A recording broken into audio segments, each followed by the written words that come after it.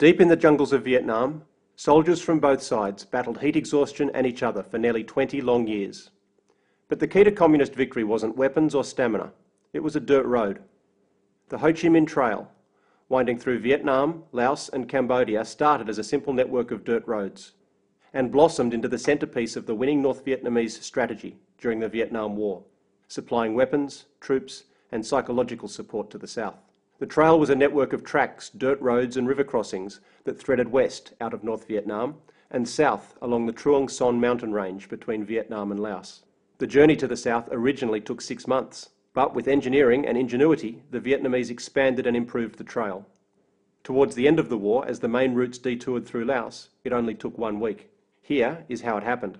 In 1959, as relations deteriorated between the north and the south, a system of trails was constructed in order to infiltrate soldiers, weapons and supplies into South Vietnam. The first troops moved in single file along routes used by local ethnic groups, and broken tree branches at dusty crossroads were often all that indicated the direction. Initially, most of the communist cadres who came down the trail were southerners by birth who had trained in North Vietnam.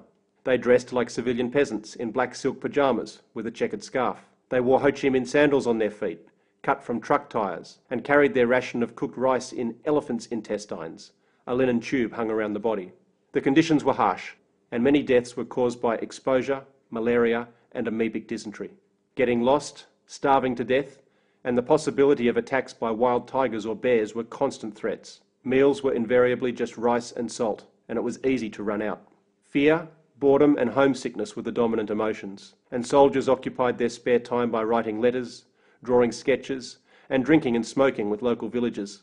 The first troops down the trail did not engage in much fighting, and after an exhausting 6-month trip, arriving in the south was a real highlight, often celebrated by bursting into song. By 1965, the trip down the trail could be made by truck. Thousands of trucks, supplied by China and Russia, took up the task amidst ferocious B-52 bombing, and truck drivers became known as pilots of the ground.